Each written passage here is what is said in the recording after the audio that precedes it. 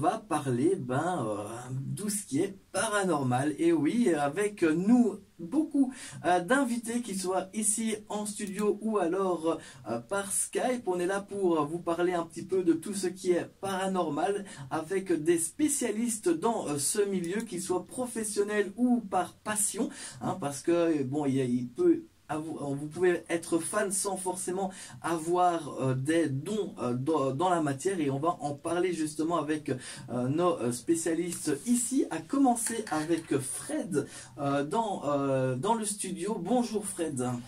Bonsoir à tous, bonsoir Equinox, bonsoir aux auditeurs. Voilà, je m'appelle Fred, je suis un YouTuber et j'ai une chaîne qui s'appelle Impossible ou pas, où je parle de paranormal, de fantômes, d'ovnis, d'archéologie interdite. Je fais des interviews de personnages comme Renaud Evrard, qui est un psychologue en sciences paranormales, aussi en ufologie, des choses comme ça. Et donc je suis passionné. Bon, pour ma part, j'ai fait de l'astronomie amateur dans les années 90, 80, 2000, et puis après, comme j'ai vu des choses un peu bizarres dans le ciel, je me suis plutôt intéressé à l'ufologie et aussi, naturellement, à toutes ces maisons hantées, à la radiesthésie, des choses comme ça. Et je fais des petits reportages. Mais moi, disons que je suis entre les sceptiques et les croyants. Donc j'aime bien avoir l'esprit critique, mettre les gens en débat, comme faisait un peu Jean-Claude Bourret ou Yves Mourouzi, ou quand il y avait les débats dans les années 80, 90. Je crois que tu n'étais pas encore né, il y avait des débats. Il y avait des débats très, très, très intéressants. Et j'ai eu l'occasion de rencontrer Marianne, qu'on va entendre tout à l'heure, qui, elle, en fait, organise les repas ufologiques, et je la remercie parce qu'on rencontre des gens géniaux, des conférenciers super géniaux, grâce à elle, et ça nous emmène dans des rêves et en même temps dans des possibilités, des trucs irréels qui peuvent peut-être être expliqués par la science ou pas. Bon, voilà, ça c'est moi, de mon côté c'est ça, c'est impossible ou pas. Okay. Voilà. C'est ça aussi. Puis comme tu as dit, tu réagis aussi à tout ce qui est pas forcément tout ce qui est paranormal, mais tout ce qui est aussi futuriste, hein. Par exemple, ta dernière vidéo où tu parlais ce qu'on peut trouver de l'eau sur la Lune, par exemple. Donc tu réagis aussi, par exemple, à des textes que des médias ont posté. Je lis souvent Science et Vie, Science et Avenir, mais je m'intéresse aussi à d'autres médias. Donc je regarde BTLV, donc Bob Belanca, Nurea TV. J'écoute énormément de vidéos. Je lis un peu moins parce que je ne suis pas un grand lecteur. Mon collègue est un plus grand lecteur à côté, qui est dans un autre domaine. Mais on se rejoint tous parce que on parle aussi de la théorie de la matrice, on parle de la physique quantique. Ouais. Donc de la Kabbale, enfin toutes des choses comme ça. Donc on se rejoint. Voilà. Et justement, tu parles de ton confrère juste à côté qui s'appelle Thomas. Salut Thomas. Ça. Bonjour, bonsoir à tous. Bonsoir. Moi je suis donc psychotarologue. C'est basé donc sur une approche psychologique de la cartomancie, pour essayer de voir un peu les aspects émotionnels qui se cachent dans la psyché des gens quand ils viennent en consultation. J'ai aussi une grande passion pour le symbolisme, la philosophie en elle-même. Je suis aussi autodidacte dans tout ce qui est astrologie et numérologie et tout ça. Et donc, je suis arrivé au groupe du paranormal comme ça, de fil en aiguille, sur les connexions dans ces réseaux-là sur Bruxelles. Et c'est comme ça, comme dit mon ami, que j'ai rencontré une partie de personnes passionnées par un monde qui est différent de celui qu'on observe, c'est-à-dire un monde plus subtil, un monde plus caché, un monde mystérieux. Et voilà, c'est donc pour cela que nous sommes là ce soir, pour répondre aux questions qui pourraient se poser vos auditeurs.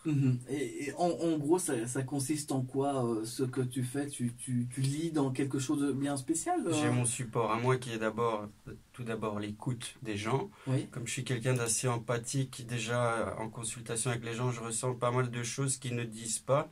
Et comme ça, avec le support des cartes qui sont donc le tarot, qui est une science initiatique pour moi, et qui est donc une science hermétique que j'emploie à cet effet pour essayer de mettre en lumière des mécanismes psychologiques obscurs chez les gens et leurs tendances sensibles ou pathologiques à la fois. Ça dépend. Ouais, Ça dépend du tout à chacun. Les optiques de consultation sont différentes. C'est pas pareil à chaque fois. Et tu tiens aussi une chaîne YouTube Oui, j'ai une chaîne YouTube, mais c'est plutôt un cercle restreint privé, mais je peux toujours donner le titre. Ça s'appelle Partage Théosocculte, et ça parle donc de théosophie, de philosophie et d'ésotérisme. Mhm. Voilà, c'est ça. Voilà, donc pour le nom de la chaîne aussi, vite fait comme ça. Partage Théosocculte, c'est comme ça que ça s'appelle. Voilà, partage Théosocculte. Théosocculte. Ouais, je vais y arriver, c'est la fin de la semaine. Voilà. On te choisira un autre nom bientôt. Et puis pour continuer aussi, elle est avec nous par Skype. Elle est médium, elle a 22 ans et elle parle aux morts depuis qu'elle a 10 ans. Et puis elle ne fait pas que ça, elle utilise aussi le pendule et elle tire ses cartes, enfin elle tire les cartes depuis ses 20 ans. Donc voilà, on l'accueille avec nous, c'est Océane. Bonjour Océane. En fait, je voulais revenir sur ce qu'a dit Alex au niveau des lieux qui seraient chargés. Moi, je suis aussi passionné par ce qu'on appelle la radiesthésie et tout ce qui est ligne Hartmann, ligne Curie, ligne de Ley. Dans certaines maisons, en effet, se trouve il faut savoir que la Terre a un champ magnétique, donc on a dans le centre de la Terre, donc ça tourne, et ça génère un champ magnétique qui est très irrégulier. Et certaines maisons se trouvent vraiment quelquefois dans une faille. Et bon, si elles sont dans un croisement, elles peuvent générer des problèmes sur des humains, donc ils peuvent se sentir mal. Et ça, des sourciers peuvent vous le dire.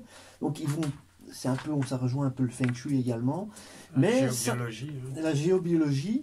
Et ça, c'est une science pour moi qui pourrait être un peu plus exploitée parce que c'est vrai, parce que l'ayant vécu moi-même avec une compagne, je peux confirmer que les champs magnétiques terrestres plus les champs qui ne seront pas naturels, on va dire, toutes les ondes tout ce qui est ondes actuelles, je ne vais pas parler de la 5G parce que là ça devient du conspirationnisme, mais en fait peut provoquer des problèmes sur le cerveau, sur l'être humain, ils peuvent même le rendre malade, il peut même mourir. Donc si vous êtes mal placé dans un vortex dans une maison, vous pouvez avoir des cancers, des choses comme ça. Ah oui. Et oui, c'est même dangereux.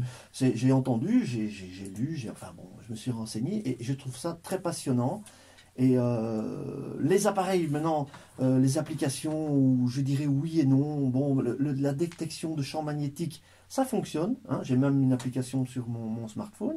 On a essayé, Thomas et moi, la détection fonctionne, mais ça détecte juste le champ magnétique. Maintenant, les applications, on dit que c'est pour chasser les fantômes.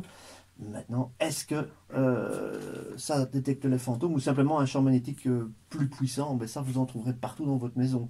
Mais c'est vrai qu'il y a des endroits où on ressent un froid, où souvent les personnes qui ressentent une entité ressentent un froid. Ils ont la chair de poule ou un souffle, quelque chose. On met l'application, on met le K2, ce qui est un appareil qui détecte les champs magnétiques que les électriciens utilisent pour justement éviter ces champs magnétiques.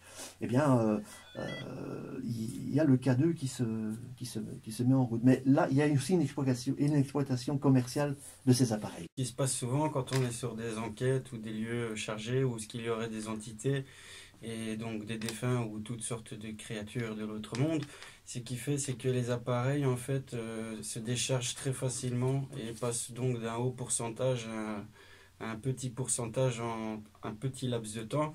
Et c'est la seule explication possible, c'est donc le dégagement magnétique énergétique de l'appareil qui donne une certaine onde de vitalité à cette entité qui est donc composée d'une énergie un peu similaire à la radioactivité de nos appareils.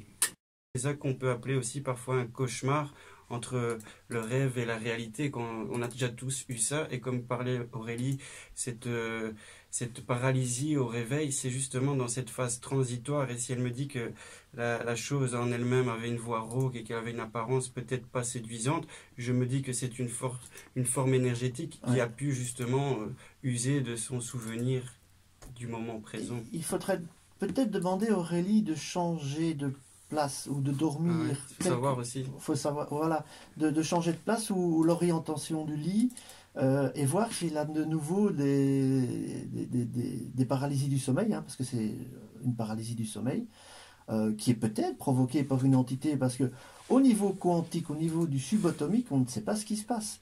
quand vous allez dans le plus profond de la matière, c'est du vide. Mais ce vide, on en parlait tout à l'heure dans la voiture, ce vide est représenté chez les occultistes comme, ça se dit, l'éther. Mais l'éther, on ne sait pas ce que c'est. Et c'est la matière noire, la matière sombre, on ne sait pas.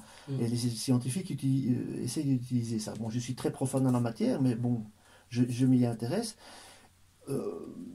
Les fantômes, oui, peut-être, les voix, les voyantes, ils sont peut-être sur des fréquences, comme ici on a une fréquence radio, mais les cerveaux sont sur certaines fréquences, et certains cerveaux captent des fréquences, peut-être d'un monde parallèle, peut-être, et on en parle de plus en plus, hein, dans la science, on parle de plus en plus vers les mondes jumeaux, hein, la théorie de Jean-Pierre Petit par exemple, et même de Michio Kaku, de tous ces grands scientifiques, eh bien on arrive à rejoindre tout ce qui pourrait être expliqué dans le paranormal. Donc oui, c'est possible. Moi, je laisse toujours 2-3% à la possibilité que des personnes comme Océane soient voyantes, donc qui ont des prémonitions. Et alors les sorties de corps, il y a un personnage qui s'appelle Mark O'Byrne qui écrit des bouquins, qui lui sort de son corps tous les jours et il va voyager dans le... Serge Boutboul aussi. Serge Boutboul, voilà, oui, il y en a des tas comme ça qui racontent leurs expériences.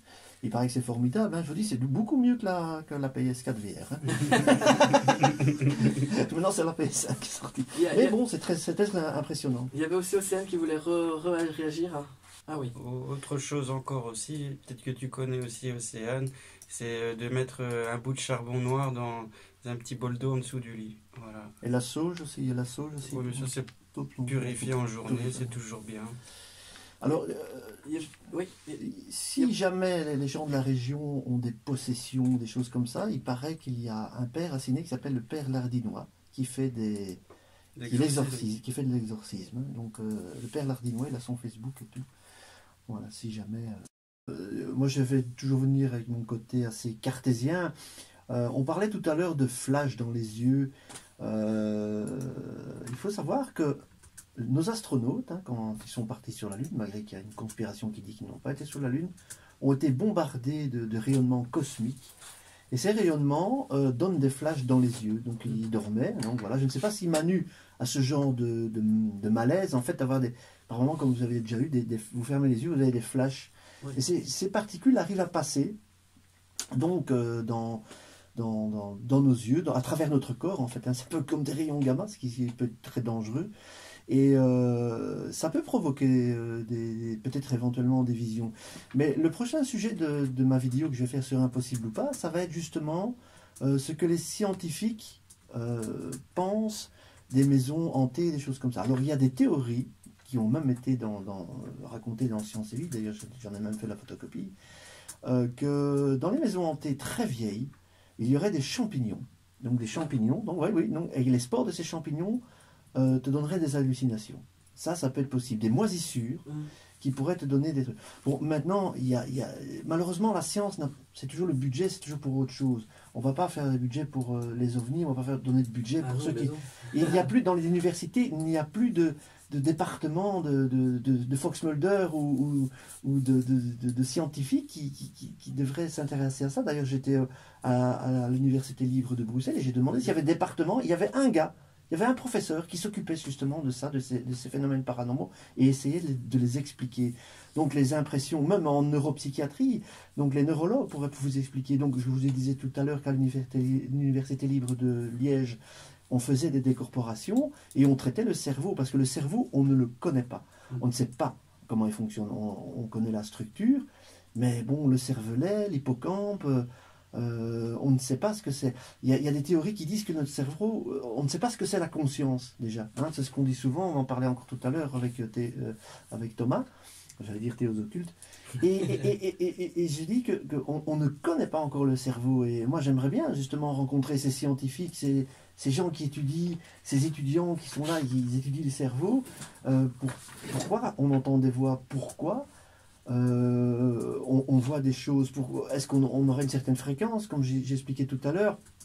Et également, il y a des théories assez folles qui nous disent que notre conscience ne serait même pas dans notre cerveau, qu'on serait accroché à une entité qui apprendrait la vie sur Terre. Ça, c'est vraiment ça. Donc, on serait attaché à une sorte de méta-cerveau, comme on dit, qui serait dans l'univers. Et là, on arrive dans la théorie de la matrice, mais ça, on a des heures. C'est assez compliqué. Et on dirait qu'on a tous une conscience et que quelque part, et ça, on se rejoint en tant que moi, entre demi-zététicien et les croyances de Thomas, on se rejoint sur un truc, on se dirait que on parle de Dieu, on va parler de religion et tout ça, que cette entité, en fait, ce serait nous, en fait.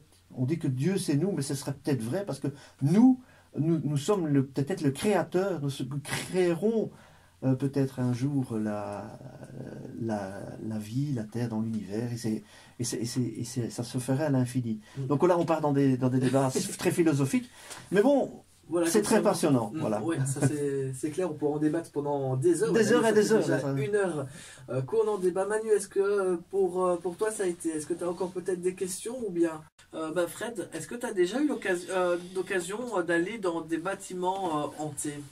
C'est-à-dire que moi j'ai vécu dans une maison hantée pendant 2 ans. Et là, il y avait des phénomènes assez impressionnants. On avait des écritures kabbalistiques. Et alors, on a retrouvé ces écritures à Beaurain, sur les tombes. Hein, c'est vrai, hein, on a ça dans une vidéo. Je croyais que c'était ma compagne qui le faisait, mais bon, les écritures étaient assez hautes, donc je n'avais pas monté sur une échelle la nuit en état de somnambulisme. On avait... elle avait un cas de possession, donc elle changeait de personnalité. Et donc j'ai eu droit à Amityville, l'exorciste, tout en même temps. Ah oui. Mais en parlant d'Amityville et tout, toi, Alex, tu as eu à peu près cette expérience-là, non?